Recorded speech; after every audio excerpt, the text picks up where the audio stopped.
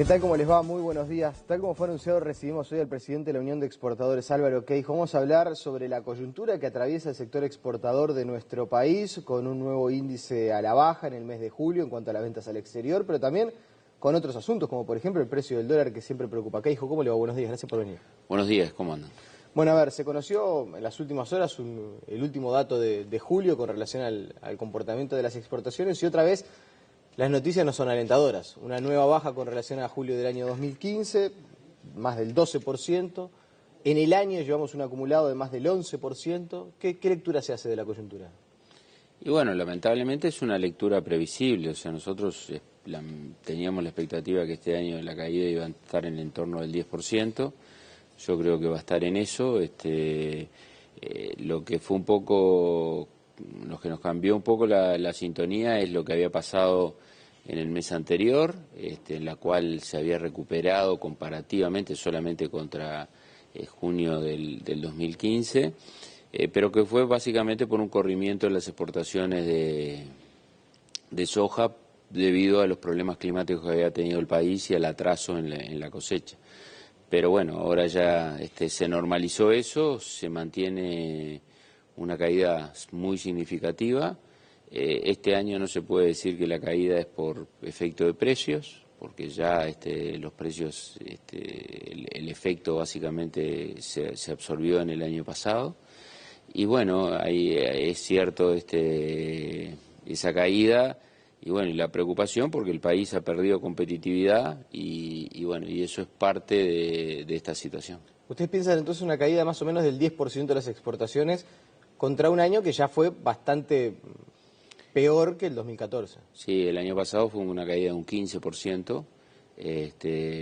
Ahí sí había un efecto precio importante. Y bueno, y sí, lamentablemente es un retroceso muy fuerte en 2 años, que al país le cuesta mucho, porque normalmente cuando crecemos al 3, 4, 5%, 2 caídas de esta magnitud va a llevar un tiempo grande volver a los niveles del 2014. ¿Eso cuánto redunda en puestos de trabajo? ¿Puede hacerse una estimación de cuánto significa que se pierda un 10% de las exportaciones en cuanto a puestos de trabajo? No se puede porque está el factor precio ahí jugando, ¿no? Pero sin duda alguna que el sector perdió 15, 20 mil puestos de trabajo, y se han perdido empresas que lamentablemente se han ido o que han desaparecido en los sectores que esta pérdida fue más significativa, ¿no? Claro. Dentro de una coyuntura que el gobierno mismo reconoce, la semana pasada tuve la oportunidad de estar presente en la exposición del ministro Astori en ADM, el ministro allí fue bastante claro en torno a que reconocía que al país le estaba costando retomar la senda del crecimiento vigoroso, eso fueron más o menos las palabras que usó Astori. El Uruguay sigue creciendo, pero con una tasa muy, muy lenta. Ahora, también empezaba a destacar algunos signos que a él le resultaban alentadores y quiero conocer la visión de ustedes. Entre otras cosas porque dentro de los datos de caída de las exportaciones en julio, a mí en particular me llamó la atención que Brasil, por ejemplo, no cayó ni mucho menos. Siendo el principal destino de las exportaciones uruguayas en julio, tuvo un incremento bastante sensible de las exportaciones con relación a julio del año pasado. Entonces, en ese sentido, ¿se empiezan a ver algunos signos alentadores para el futuro? Sí, hay signos alentadores. Yo creo que el cambio de política en Argentina es un signo alentador. Argentina está más abierta al mundo y en particular Uruguay debería captar eso. Claro, pero sigue siendo el séptimo destino de las exportaciones uruguayas. Como que no termina de... Es cierto, Argentina bajó mucho y para volver a niveles significativos le va a costar. Brasil también, hoy, si se ratifica, digamos, que el gobierno, o sea, si el impeachment de Dilma queda confirmado, hay una visión del empresario brasilero de inversión, de crecimiento, y también lo que nos pasó mucho con Brasil fue que el tipo de cambio en Brasil se fue ajustando un poco y fue de los países que no perdimos competitividad en este año. En particular también se dio que los lácteos tenían un stock importante por todos los problemas que habíamos tenido con Venezuela. Brasil consumió, sin duda alguna, que no a los precios de Venezuela, pero sí consumió todo el stock ese que había de lácteos. Los cereales también tuvieron un buen desempeño. Cebada en particular tiene hacia el mercado brasilero una fuerte exportación. El arroz también es otro producto que Brasil demanda, y cuando volvemos de a poquito a hacer, capaz que mejorar un poco con Brasil es un buen cliente para nosotros, y lo demostró. La preocupación es un poco la pérdida esa de competitividad que el país ha tenido en estos últimos años, que sin duda alguna, si bien es cierto que el dólar está planchado en el mundo, que la tasa de interés del dólar sigue en mínimos históricos y que eso prevé que el dólar no crezca demasiado, es cierto que en Uruguay por un lado hay una política fiscal expansiva que nos lleva a tener un déficit del 3,5%, 4%, digo, ahora pasó al 3,5% por un poco efecto de los altos precios que estamos pagando por el combustible y por la energía. O sea, las empresas públicas han mejorado un poco y entonces estamos en el 3,5%, pero veníamos del 4%. Una política salarial que es indexada a ese rango de inflación, con un salario real que ha crecido significativamente en los últimos años, y una política monetaria extremadamente restrictiva, donde el Banco Central restringe la cantidad de dinero en forma significativa. Es más, ha bajado la cantidad de dinero cuando hay una inflación que marcada. Entonces, eso lleva sin duda alguna a la pérdida del dólar. En este sentido, las autoridades del Ministerio de Economía y del Banco Central, presidente Mario Vergara, insisten una y otra vez en que el comportamiento del dólar en el mercado local es de libre flotación, acompasándose las bruscas caídas y los bruscos descensos. Es decir, lo que se hace es intervenir para que las mesetas de crecimiento, cuando aumenta el precio y también cuando disminuye, no sea tan abrupto. Usted dice que es restrictivo. No, que la política monetaria es restrictiva por los problemas que tenemos de inflación, cosa lógica. Lo que digo que hay... Pero usted está diciendo que se está planchando el dólar, sí. O sea, que hay una política decididamente vinculada a hacer disminuir el precio del dólar en el mercado local. Lo que nosotros decimos es que hay tres, o sea, está la política fiscal, está la política de ingresos y está la política monetaria. Mientras la política fiscal y la política de ingresos son más bien expansivas, la política monetaria es restrictiva. Eso genera que el dólar baje. O sea, cuando miramos, no digo yo, hay que mirar solamente una gráfica del tipo de cambio real que tiene el país, y estamos en los peores momentos peor que antes de la evaluación del 2002, o sea que esos son los números que muestra. Todos sabemos que Uruguay no es un país barato. Nos pasa cuando vamos al supermercado, cuando comparamos el costo del supermercado de acá con Estados Unidos, con Europa, no estoy hablando ni en la región, nos damos cuenta de que cuando pagamos el combustible, cuando lo medimos en dólares, sabemos que somos un país caro. Lo que digo que eso se da un poco por un lado, no que las políticas no vayan en el mismo sentido. Mientras la política fiscal es expansiva, mientras la política de ingresos también está indexada y es más bien expansiva, la política monetaria es fuertemente restrictiva. ¿Se sienten un poco rehenes de la lucha contra la inflación? Sí, sin duda alguna, digo, el dólar yo siempre digo, el dólar es el único soldado en el frente de batalla contra la inflación, y sin duda alguna no ha tenido el éxito porque es el único soldado. Si tuviéramos una política fiscal también en el mismo sentido y demás, tendríamos más posibilidades en esa lucha contra la inflación. En esa guerra contra la inflación, que todos debemos estar ahí, pero el que está básicamente es el dólar. Bien. En las últimas horas también el gobierno anunció, ciertamente con optimismo, la firma de un tratado de libre comercio de última generación, de cuarta generación con Chile. Esto abre una perspectiva para un mercado que, también repasaba ayer las cifras, quizás no es de los principales en Uruguay, pero que uno tendería a pensar que hay un buen nicho para poder ingresar. Yo creo que es muy bueno el anuncio de estos, todo. Nosotros apoyamos todos los tratados comerciales que nos permitan ingresar en otros países con mejores condiciones.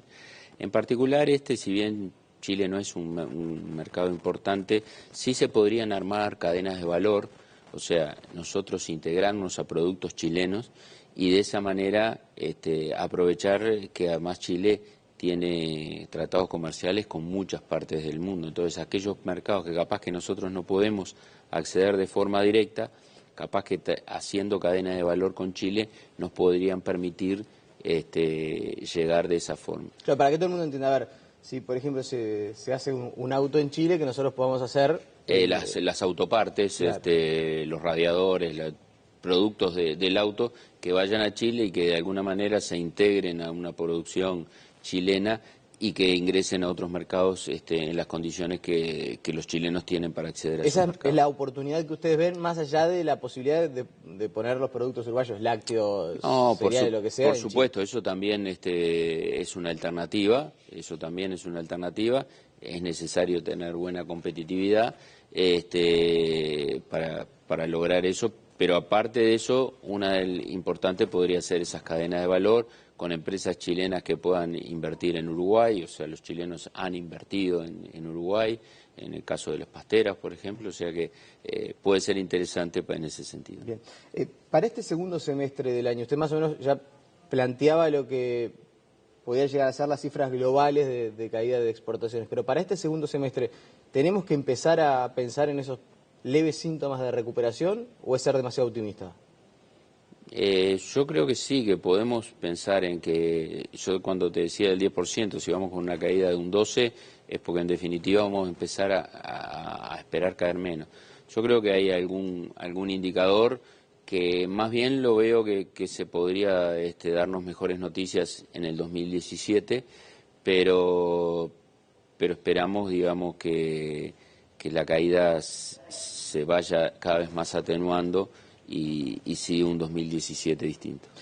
¿Cómo visualizan ustedes los exportadores? Algo que ciertamente es un tema interno de las aduanas, o de la dirección de aduanas, pero claro, si con alguien trabajan codo a codo es con la dirección de aduanas. Entonces, toda esta situación que se ha dado de una reestructura que queda inconclusa en cuanto al mecanismo que se había ofrecido, que hay que pensar en una nueva reestructura prácticamente que en pocos días. ¿Cómo visualizan ustedes esa situación que se está viviendo allí en aduanas? Y bueno, con preocupación. Primero porque sí se había dicho que la reforma del Estado es la madre de todas las reformas. Cuando una pequeña parte del Estado hace un proceso bueno, que es reconocido internacionalmente como muy bueno, que trata de simplificar la operativa, de incrementar y mejorar los controles, de profesionalizarse y de también tecnificarse, lo que genera también mejora en la competitividad, porque bueno, si un proceso antes demoraba 2 días y hoy demora 1, eso es una ventaja.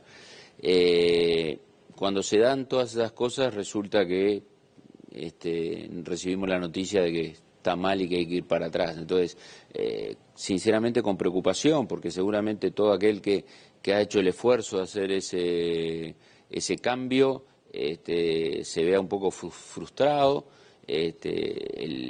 Ya digo, nosotros tenemos que apuntar a realizar cambios, a mejorar en todo sentido, y este cambio era por todos los actores, los transportistas, los despachantes de aduana, los exportadores, los importadores, todos estaban a favor de lo que se había hecho y se veía como buena la reestructura y bueno, y nos encontramos con esta sorpresa. Esperemos que se pueda mejorar, pero manteniendo esos cambios que para el país son importantes, que después generan fuentes de trabajo. Lo importante es esto, es que no es algo abstracto. Esto en definitiva genera competitividad y genera fuentes de trabajo. Entonces, perder esto sería yo creo que es muy triste para el país por el tema de aduanas, pero también por el tema de imagen hacia otros cambios que necesariamente tienen que venir. Tiene todo el derecho el Tribunal del Contencioso Administrativo de fallar como falló. Sin duda. El funcionario, que es un funcionario que se presentó ante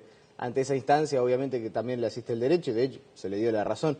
Pero a usted lo que le frustra es que por una persona, por un hecho aislado, esté de alguna manera bajo una sombra todo un proceso de reformas que usted, por lo que se desprende en sus declaraciones, lo veían positivamente. Sí, sin duda alguna que se ve positivamente, se ha hecho un buen trabajo.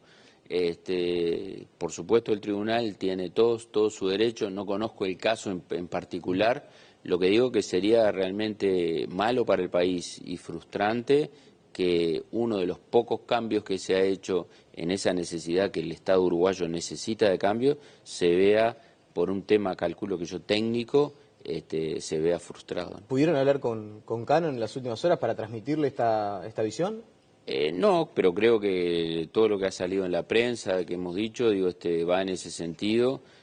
También he sentido ayer a distintos actores del comercio en el Uruguay, en particular del comercio internacional, hablar sobre el tema y también en este sentido. Yo creo que estaban todos satisfechos con la mejora.